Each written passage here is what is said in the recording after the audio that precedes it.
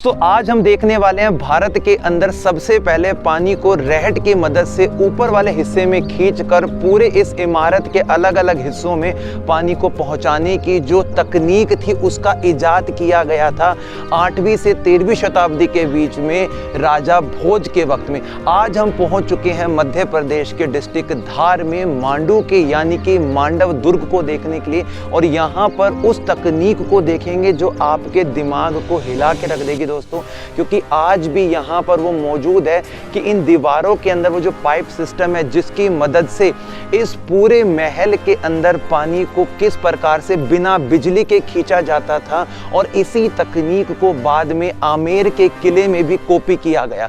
दोस्तों यहाँ से आप इस पूरी इमारत को देख रहे हैं, इसे कहा जाता है जहाज महल, और इस जहाज महल का जो निर्माण है वो राजा भोज के वक्त का बताया जाता है, और इस जहाज महल को पहले रंग महल का नाम दिया गया था, और बाद के जो यहाँ के दिल्ली सुल्तान, गौरी और खिलजी शासक आए उन्होंने इसको जहाज महल का नाम इसलिए दिया क्योंकि आसपास के हिस्सों में बने हैं बड़े बड़े मुंज तालाब और कपूर तालाब, जिसकी वजह से इस पूरे हिस्से को देखने पर बारिश के वक्त में ऐसा लगता है कि समुद्र के बीच में खड़ा हुआ ये जहाज है।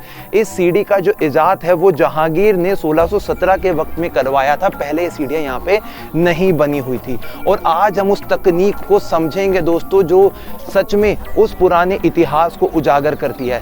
सामने वाले कुंड को कहते हैं सूरज कुंड। यहाँ पे बारिश के पानी को स्टोर करके रखा जाता था, और इसी पानी को लोगों के मैन पावर की मदद से ऊपर वाले हिस्से में खींचते थे। सामने की तरफ जो आपको ये होल्स दिखाई दे रहे हैं दोस्तों, यहाँ पर ऊंट, हाथी के बल से और सैनिकों के बल से उस पानी को ऊपर खींचने की जो तकनीक है वो हम पीछे वाले हिस्से में समझेंगे। आप सामने वाले भाग को देखिए। इस जहाज महल के ऊपरी हिस्से पर जब हम जाएंगे ना तो आज हम उस तकनीक को समझ पाएंगे, और दीवारों के अंदर बने हुए कई सैकड़ों वर्ष पुराने उस पाइप सिस्टम को समझने का आज हमें मौका मिलेगा। और भारत के अंदर ये वाली तकनीक सबसे पहले यहीं पर अपनाई गई थी। थोड़ा सा आगे वाले हिस्सों में हम समझते हैं। ये ऊपर की जो आपको बड़ी बड़ी इमारतें दिखाई दे रही हैं दोस्तों, इन इमारतों को 1459 से लेकर 15th सेंचुरी के वक्त में गयासुद्दीन खिलजी के द्वारा बनवाया गया था बाद में, जहां पर आपको इजिप्ट और अफगानी तकनीक को देखने का मौका मिलेगा। आइए दोस्तों अब हम बात करते हैं 8 से लेकर 13वीं शताब्दी के बीच की उस तकनीक की। दोस्तों सामने की तरफ आपको दिख रहा है मुंज तालाब, यानी कि राजा भोज के ताऊ थे पृथ्वी वल्लभ मुंज, उनके नाम पर इस तालाब का नाम रखा गया।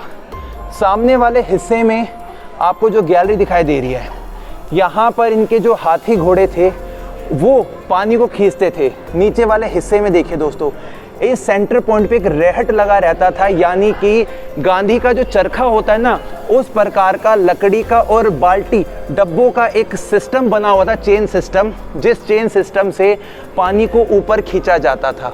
और पानी को ऊपर खींचने के बाद में यहाँ पर जो ये हिस्सा दिखाई दे रहा है, इस हिस्से में आपको नाली सिस्टम देखने को मिलेगी। मैं आपको दिखाता हूँ, इधर की तरफ आइए आप। ये जो आपको कट यहाँ दिखाई दे रहे हैं दोस्तों, इन्हीं के अंदर बने हुए हैं पाइप सिस्टम। यहाँ पर अगर आप पानी को ड्रॉप कर दोगे, डाल दोगे, तो वो सारा जो पानी है इस वाले हिस्से में पाइप सिस्टम की मदद से होता हुआ चला जाएगा आगे की तरफ। अब दोस्तों ये है यहाँ का वो चैनल सिस्टम। इस चैनल सिस्टम की मदद से जो पानी है वो आगे वाली इमारतों में पहुँच जाता है। ये है दोस्तों 8 से लेकर 13वीं शताब्दी के बीच में किया गया यहाँ का वो तकनीकी काम जो भारत में सबसे पहले यही इस्तेमाल में लाया गया था, यानी कि सैकड़ों वर्ष पुराना एक ऐसा सिस्टम जिसने आज के इंजीनियर के दिमाग को भी हिला के रख दिया है कि इस पहाड़ की इतनी ऊंचाई पर बनी हुई ये वाली जो इमारत है, यहाँ पर पानी को खींचने का बिना बिजली का क्या तरीका और तकनीक अपनाई गई थी। अब आपको जो पूरा पवेलियन सा दिखाई दे रहा है दोस्तों, इन इमारतों को समझेंगे। यहाँ पर राजा लोग जो खिलजी के समय में, गौरी सुल्तान के समय में यहाँ पर हुआ करता था रंगमंच का आयोजन, संगीत का प्रोग्राम। राजा रानी दोनों इस गुंबद वाली इमारत में बैठा करते थे। इसकी जो आपको शेप दिखाई दे रही है उसमें आपको अफगान शैली साफ तौर पर समझ में आ जाएगी। और दोस्तों जो म्यूजिशियन थे, जो गाना बजाते थे, वो सब लोग इस वाले हिस्से में बैठा करते थे और यहीं से संगीत का जो समारोह है वो किया जाता था।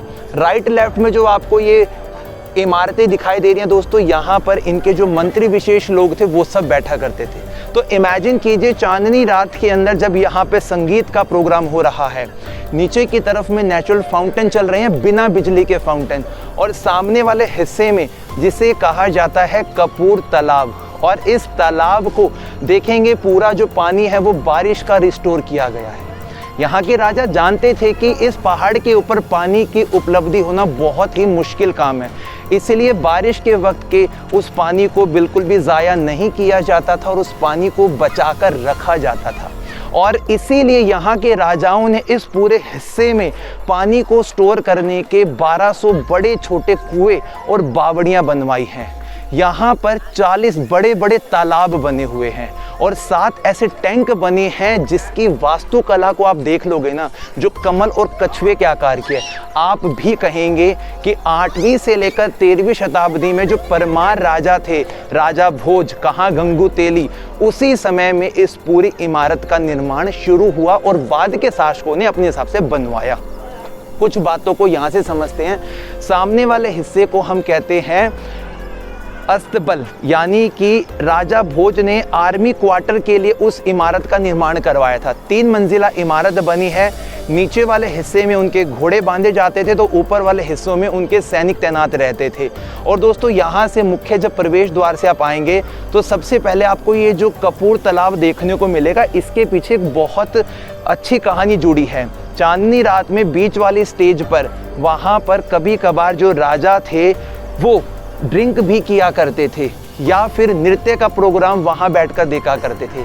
ऐसा बताते हैं कि 15वीं शताब्दी में यहाँ के एक राजा थे गयासुद्दीन खिलजी, जिनके हरम में 1500 पटरानियाँ हुआ करती थी और उन्हें वो रानी पसंद नहीं थी जिनके बाल सफ़ेद होते थे। तो जो रानियाँ जिनके बाल सफ़ेद होते थे ना, वो सोचती थी कि किस प्रकार से राजा को खुश किया जाए। तो पास के हकीम वैद्य से पूछा गया, उन्होंने एक नेचुरल तरीका बताया, क्योंकि विंध्याचल के क्षेत्र में फैला हुआ ये पूरा जो भाग है, यहाँ पर आंवलाएं, बहुत सारी जड़ी बूटियाँ मिलती हैं जिनसे कि बालों को काला करने की डाई को बनाया जाता है। तो कपूर तालाब के पीछे एक छोटा सा कुंड बना है जहाँ पर उन सभी नेचुरल चीज़ों को काफ़ी लंबे समय के लिए भिगो के रख दिया जाता था और उसका जो रंग हुआ करता था वो काला होता था। और जो पटरानियाँ जिनके बाल सफ़ेद होते थे उस बीच वाले हिस्से में जाके अपने बालों को डाई किया करती थी और सुखाने के लिए इस वाले हिस्से में आती थी। और जब बारिश के वक्त में ये पूरा हिस्सा जब भर जाता था तो नाव की मदद से उस वाले हिस्से में जाया करती थी। अब दोस्तों यहाँ पर इसके फैले हुए उस भाग को देखते हैं जो आज के समय में यहाँ की उन पुरानी इमारतों का वर्णन करता है, क्योंकि इस हिस्से में दोस्तों 1600 महिलाएं रहती थी और गयासुद्दीन खिलजी ने इस स्थान को अपने हरम के रूप में इस्तेमाल किया। 1500 उनकी रानियां, दासियां, जिनको पटरानी का नाम दिया गया। और ऐसा बताते हैं गयासुद्दीन खिलजी इतना क्रूर शासक था कि महिलाओं के अलग अलग उनसे काम करवाया करता था, उनको दासी का नाम नहीं देके पटरानी का नाम दिया गया। और 1000 महिलाएं उसने उन 1500 महिलाओं की सुरक्षा के लिए रखी, जिसमें से 500 तुर्क की थी तो 500 अरब की थी, क्योंकि वहाँ की महिलाएं उस समय लड़ाकू टाइप की हुआ करती थी। अब दोस्तों हम नज़र डालते हैं इस ऊपरी भाग से इस पूरे सिस्टम पे। इसे बोलते हैं मुंज तालाब। बताते हैं कि सबसे पहला ये वाला तालाब खोदा गया था और इसी तालाब के पत्थरों से इस पूरी इमारत को बनवाना शुरू किया गया था। अब दोस्तों जब वक्त बदलता है तो यहाँ पे परमार शासकों का अंत होना शुरू हो जाता है और उसके बाद में दिल्ली के सुल्तान, बाद के गौरी शासक, बाद के खिलजी शासकों ने यहाँ पर अपना सराहनीय काम किया, इमारतों को अपने हिसाब से परिवर्तित किया।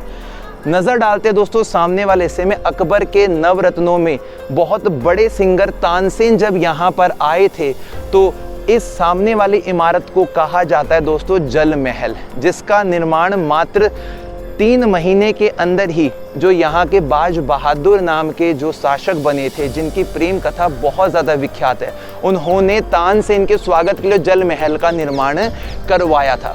इस जल महल में जहांगीर भी आकर रुके थे और ऐसा बताते हैं कि इस स्थान पर रेनी सीजन में इतनी ज़्यादा बारिश होती है जब यहाँ पे जहांगीर 40 दिन रुके थे ना, तो उनको सूरज और चांद का दीदार तक भी नहीं हुआ था।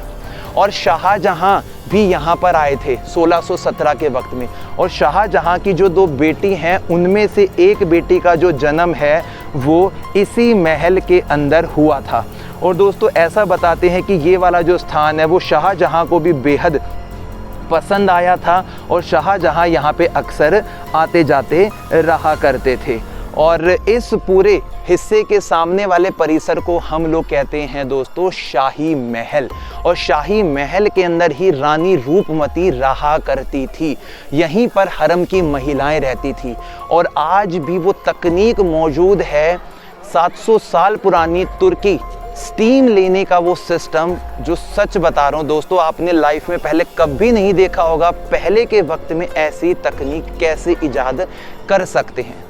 अब दोस्तों हम यहाँ के पूरे हिस्से को देख चुके हैं और इस मुंज तालाब के बीच में एक रैंप बना हुआ था, जिसकी मदद से आप इस जल महल के हिस्से में पहुँच सकते थे। और यहाँ से इसका पूरा देखने के बाद में हम आ जाते हैं दोस्तों इस वाले स्थान पे। बताते हैं कि जो रानियाँ विशेष थी, उनका ये वाला महल हुआ करता था। और दोस्तों यहाँ पर त्रिपोलिया शेप बनी है, ऊपर वाले हिस्से में डोम बनी है। पर्शियन आर्किटेक्चर साफ तौर पर दिखाई देती है।